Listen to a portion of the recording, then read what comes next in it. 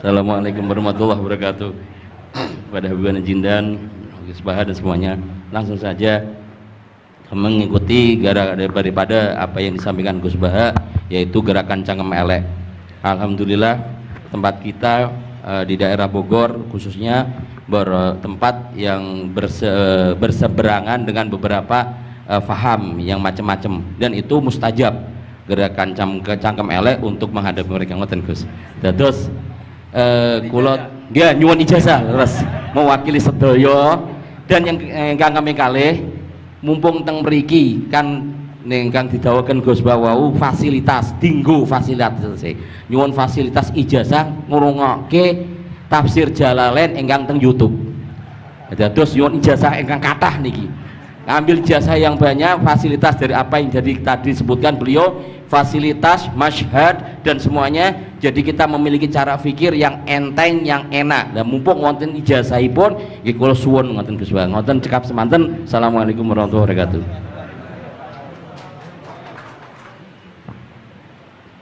Assalamualaikum warahmatullahi wabarakatuh. Gus Baha, saya Nawawi Bahrudin. Kalau secara organisasi saya dari PCNU Kota Tangerang. Saya Mustasar. Bersyukur sekali saya bisa berjumpa dengan Gus Baha dan Habib Jindan, yang beliau ini keduanya adalah idola saya. Kalau boleh ngaku, saya ini ngaku sebagai santri kalong virtual via YouTube Gus Baha dan Habib Jindan. Jadi sejak kecil saya ini dididik secara tradisi tasawuf yang agak sangat keras begitu ya. Kalau saya boleh cerita nih, ada ponakan saya nih Ustaz Samsuri, kami tuh keluarga besar kami tidak ada yang dulu miara TV Gus, televisi nggak ada, bunga bank juga susah gitu, musik itu haram, speaker nih juga haram nih dulu. Nah perkembangannya kemudian sampai semakin besar, ada idola-idola kami yang agak keras begitu melontarkan kritik kepada pemerintah, yang kemudian itu membuat saya galau gitu ya. Kenapa ulama-ulama kita bersikap terhadap pemerintah keras memberikan kritik? Nah, saya menemukan jawaban bertemu dengan Habib Jindan via YouTube tentunya dulu ya, walaupun saya kebetulan pernah juga silaturahim, kemudian juga dengan Gus Baha. Ini ada perspektif yang berbeda gitu ya, antara relasi ulama dengan umaro. Pendekatannya itu tidak yang kritik, yang bukan sekedar kritik tapi adalah menghujat.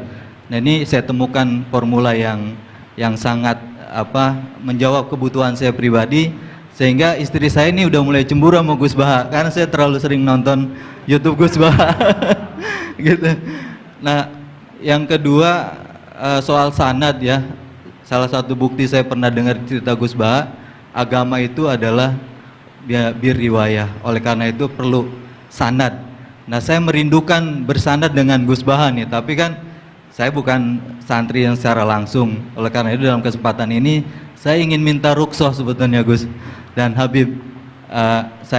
Kami ini kalau boleh mewakili diakui sebagai murid Gus Baha, bisa bersanad walaupun dalam pertemuan tatap mukanya saat ini aja baru. Mudah-mudahan ke depan bisa dilanjutkan. Terima kasih Gus.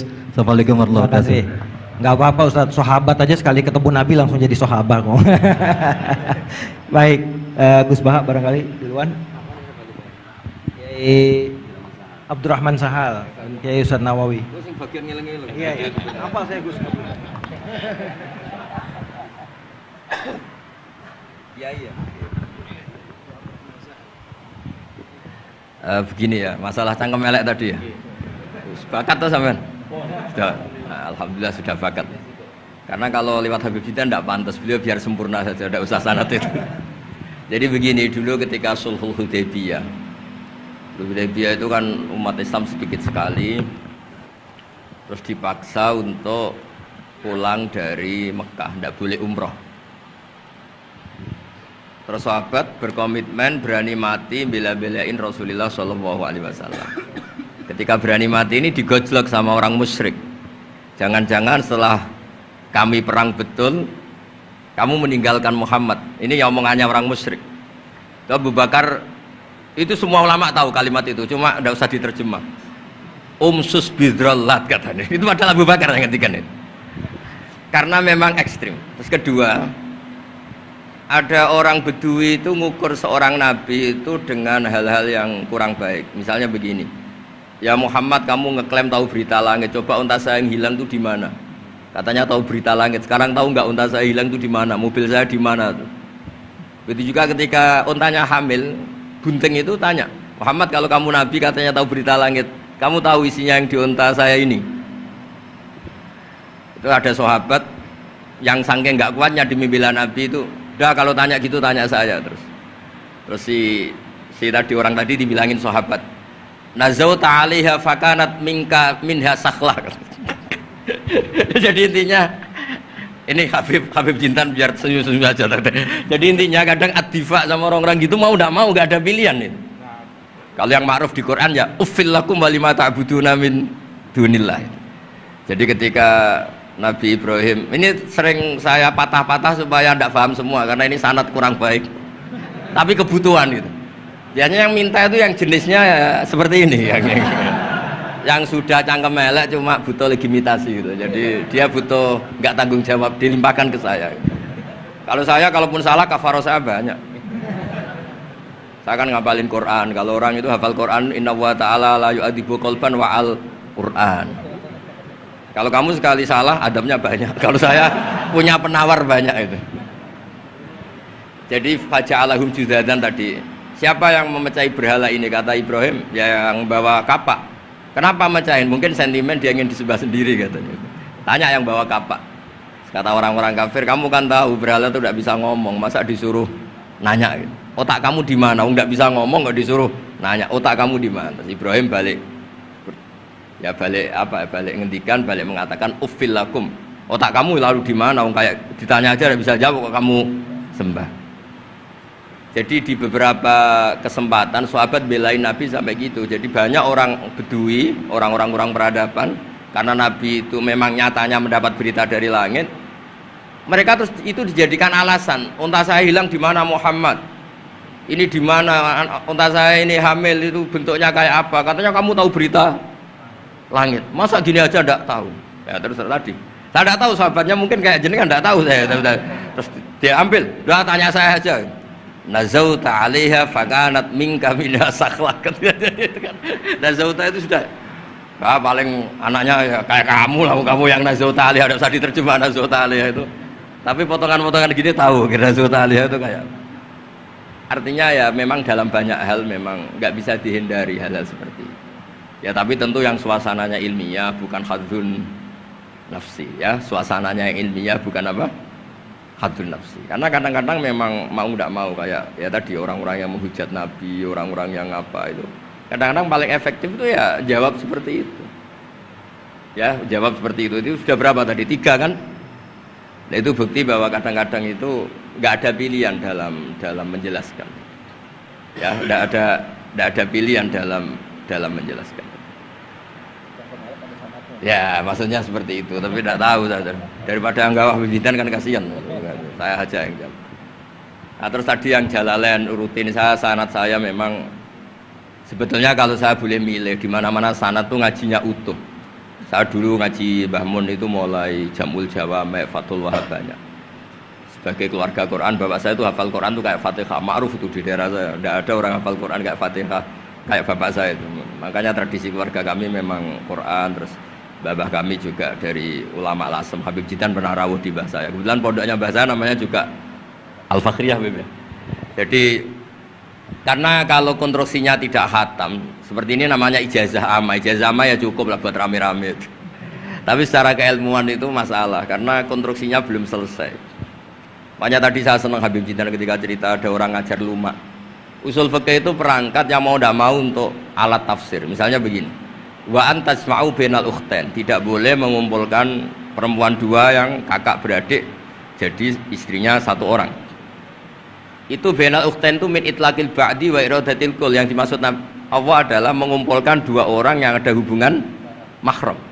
Coba kalau kita misalnya bikin gerakan kembali ke Quran, berarti yang haram hanya antasma'u bainal ukhtain. Padahal yang haram adalah bainal mar'ah wa ammatiyah wala bainal mar'ah wa khalatiyah wala bainal mar'ah wa jaddatiyah. Pokoknya 2 perempuan yang ada hubungan mahram tidak boleh dikumpulkan dalam satu pernikahan. Bayangkan kalau orang tidak ahli usul fikih kemudian dia mentafsirkan Quran, terus dia hanya pegang wa antasma'u bainal ukhtain. Itu juga anak tiri. Ada aturannya, lafadz yang keluar karena ghalib itu tidak punya makna. Misalnya begini, anak tiri yang nggak boleh dinikahi adalah waroba ibu kumulati fi hujurikum, anak tiri yang serumah. Padahal anak tiri serumah tidak serumah, kalau ibunya sudah kamu kumpulin kan tidak boleh dinikah. Lalu kata fi hujurikum di sini adalah yakhruju makhrujal ghalib. Ya umumnya anak tiri itu serumah, tapi bukan punya ikatan apa hukum. Nah, hal seperti itu kan riskan kalau kita tidak mengaji usul fikih, apa kaidah fikih. Misalnya gini, ada ular di dalam, terus kiainya bilang, Jamal ambilkan tongkat. Terus kamu karena nggak dipanggil namanya, terus nggak ngambil tongkat. Oh yang dipanggil Jamal bukan saya. Ini santri geblek dah. Sebenarnya kata manggil itu qaulun nabi li ahadin min ashabi itu qauluhu lil jami'. Yang hal-hal yang baik, yang darurat, siapapun yang bisa melakukan harus melakukan itu meskipun nggak dipanggil. Coba semua wiridan, ya Mu'ad inni uhibbuka fakul dubura kulli sholatin Allahumma a'inni ala dzikrika wa syukrika wa husni ibadatik. Sebagai riwayat fala tada'anna dubura kulli sholat. Terus kamu bilang nama saya ada Mu'ad loh, berarti tidak kena ijazah itu. Itu harus ada analisis usul fikih. Kalau enggak ya habis kita. Semua wiridan tuh ya Abu Hurairah, ya Mu'ad, ya Aba. Nah, terus kamu, saya ada yang di waksiati Rasulullah, ada yang diijazahi, ya tidak bisa. Jadi masalah sana tuh maunya kalau sampean orang baik, ya semua kebaikan tuh saya ijazahkan. Ya tapi tentu beda yang ngaji betulan sama yang ngaji begini-begini itu. Ya memang seperti itu, karena kalau ingin jadi ulama konstruksinya memang harus utuh. Karena tadi ada usul fikih, ada kaidah fikih, ada macam-macam kayak tadi wa antasma'u bainal ukhtain. Itu ya zaman Nabi Sugeng sudah nambahi wala bainal mar'ati wa amatiha. Tidak boleh menikahi istri dan budenya atau bulenya. Nah, kenapa Nabi tidak bilang wala bainal mar'ati wa jaddatiha? Kayaknya orang kelainan kalau kepikiran seperti itu. Loh kalau bule itu masih masuk lah. Ya misalnya istri kamu 17, bulenya 27 kan kok cantik budenya kan masih bisa mikir gitu. Tapi kalau istri kamu 20, mbahnya 80 kok kepikiran itu kan. Sehingga di hadis memang hanya wala benal marati wa ammatiha, wala benal marati wa kholatiha. Nabi tidak mengatakan wala benal marati wa jaddatiha. Kayaknya kalau orang normal tuh tidak kepikiran itu. Ya tapi apapun itu nyatanya Quran hanya wa antasma'u benal ukhtain. Itu kalau nggak dijelaskan pakai usul fikih, ini min itlaqil badi wa iradil qul secara balaghah. Ya, itu kan tidak bisa. Nah, di sini pentingnya ngaji khatam. Makanya saya suka ngaji Jalalain dengan penjelasan fikih, penjelasan usul fikih, karena supaya orang tuh tahu lah bahwa maknani Quran tadi seperti yang didahulukan Habib Jindan itu. Ya kalau kamu tidak menguasai betul, terus akhirnya ngomong menurut saya, Quran kok menurut saya, menurut perasaan saya tidak bisa. Kata Habib Jindan kok biroyi ya sudah pesan tiket di neraka. Ngeri kan? Apalagi sudah biroyi dapat penghormatan, dapat uang, dapat panggung. Islam kok menurut saya, loh ini Islam ya menurut Rasulullah, Islam kok menurut saya. Makanya ini saya fanatik bahwa kitab tadi saya tunjukkan ke Habib Jindan beberapa kitabnya Said Muhammad yang menyebut mbah beliau apa supaya mudawan. Dulu itu ada orang alim alama namanya Les bin Sa'ad. Kata Imam Syafi'i, "Al-Les afqahu min Malik illa annahu daya'ahu ashabu." Imam Les secara fikih itu lebih alim dibanding Imam Malik, tapi daya'ahu ashabu. Murid-muridnya enggak menulis. Andai kan Habib Salim tidak punya putra Habib Novel, tidak punya cucu Habib Jindan, mungkin orang enggak bakas lagi Habib Salim. Bazuber andai kan tidak punya putra Mbah Mun, orang juga nggak bakas lagi Bazuber. Bapak saya Kiai Nur Salim andai kan tidak punya putra Samu, kan orang sudah lupa. Dulu ini cerita yang paling ekstrim. Dulu Nabi Ibrahim pernah dikira Yahudi karena punya keturunan Yahuda bin Yakub bin Ishak bin Ibrahim. Ketika Yahuda punya perilaku tertentu seakan-akan itu dari mbah-mbahnya. Baru setelah Rasulullah SAW memaklumatkan ad-dinul hanif, ad-dinul Islam millatun hanifiyah, millata abikum Ibrahim, baru terpulihkan nama Ibrahim. Makanya kalau dalam nasihat Arab itu kama takarroma bi Muhammadin adnanu. Dulu orang tuh nggak tahu Adnan itu siapa, Kusai itu siapa, Kilab itu siapa. Gara-gara punya cucu yang bernama Rasulullah Muhammad SAW, Sayyidul Khalqi, orang nyari-nyari Abdul itu siapa, Abdul Muthalib itu siapa, Hashim itu siapa. Akhirnya diketahui Sayyid Abdul itu orang yang ganteng, perilakunya baik. Abdul Muthalib itu orang yang pertama sering makan-makan, ngasih makan orang haji, gini-gini. dikatakan Syaibatul Hamdi karena terus orang ini dikatakan wasumia fi sulbin Nabi sallallahu alaihi wasallam dzakara wa ta'ala walabba, ini dikatakan kusoi litaqosi fi biladi qudaatal qosiyah, terus dikatakan kilab likas roti takalubi fil ardi karena orangnya aktif sering berjuang di mana-mana. Terus jadi makanya kalau jenengan punya anak punya cucu doakan jadi orang baik karena status Anda ini tertera cucu-cucu Anda. Lho nggih misalnya bapak sampean alim terus putune nak domino di situ, mabuk-mabuk di situ. Itu disatakan makam keramat apa tempat mabuk. Nah, makanya dzurriyyah ini penting.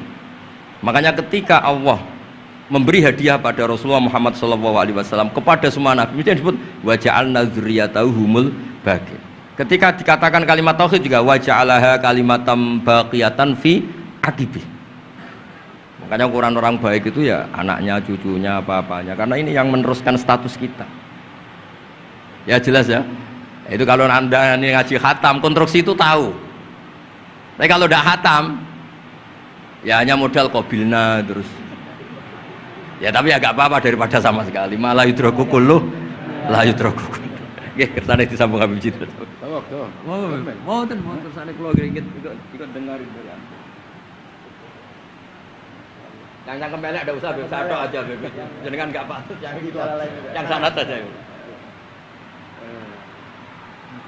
Mboten sampun.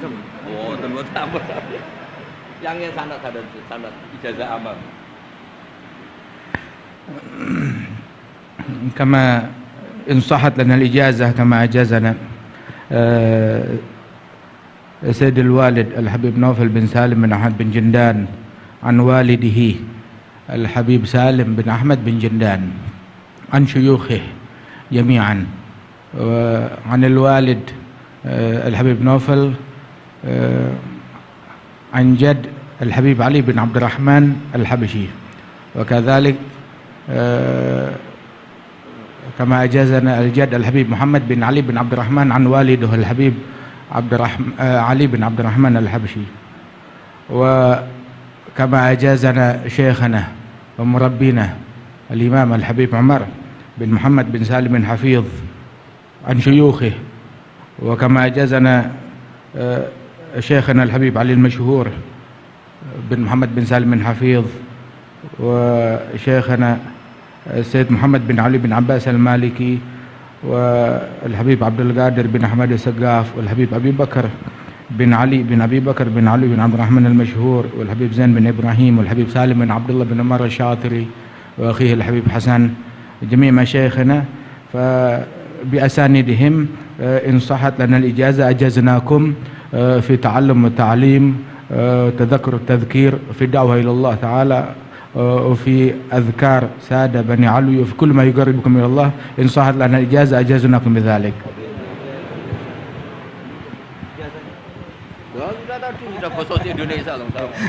Jadi ijazahnya Gus Baha pakai bahasa Indonesia kan. Jadi kita belum qabil tuh tadi. Insyaallah ya, insyaallah. Ada al-iznu bima'na al-ijazah, insyaallah. Jadi sudah diizinkan yaitu ijazah cangkem elek tadi dengan ijazahnya pengajian beliau lewat medsos, insyaallah bil izin ya, karena kalau kita mengaji kitab itu tidak perlu ijazah lagi sebetulnya kalau udah qiraatan ala syekh bimana iznuhu wa ijazatuhu insyaallah. Dan sanadnya tadi sudah diberikan juga oleh Habib Jindan dari para guru beliau, dan mudah-mudahan kita beroleh manfaat dan barokah dengan majelis ini, dengan begitu banyaknya ilmu dan ma'rifah yang kita peroleh, bahkan kita julus mujalasatul alim, ini termasuk juga dalam kebaikan yang kita dapatkan di hari Asyura ini. Dan karena di dalam Asyura itu ada zur aliman, ziarahi orang alim, dan kita sudah melakukan itu dengan ziarahnya dengan Habib Jindan dan Gus Baha. Dan insya Allah mudah-mudahan kita semua pulang ini beroleh banyak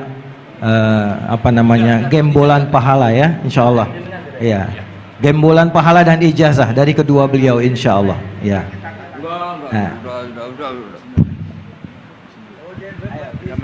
Ya, ajazatuhum kama ajazalana syekhuna wa syekhu syekhina Maimun Zubair wa aslafuhu ila Rasulillah sallallahu alaihi wasallam. Bilal ijazah wa tasyarrafna bikum wa jazakumullah khairan katsiran.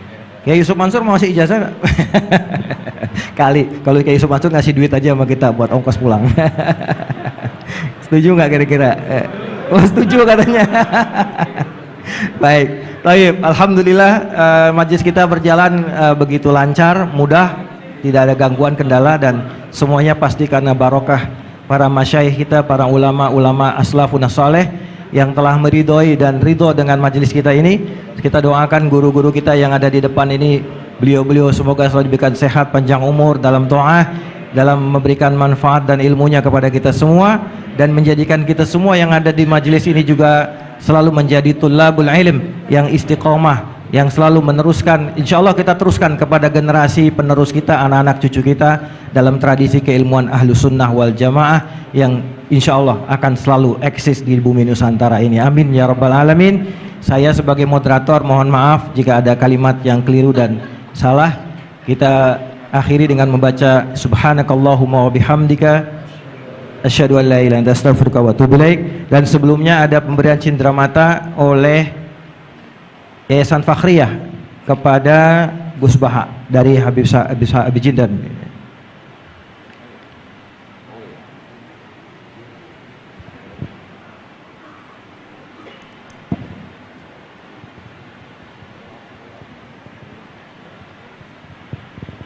Sallu ala Nabi Muhammad. Kita senang dengan keberadaan beliau berdua ini, Masya Allah. Dan yang kedua dari Majelis Silaturahim diserahkan oleh Ustadz Mustafa Ismail. Fadhal, silakan.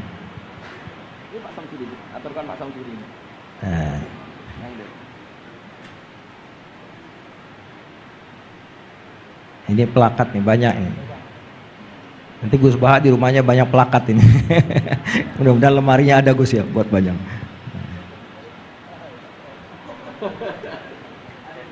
Buat Habib Jindan juga dan buat Gus Baha.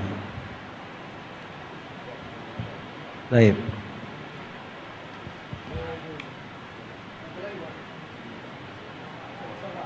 Ustaz, ya.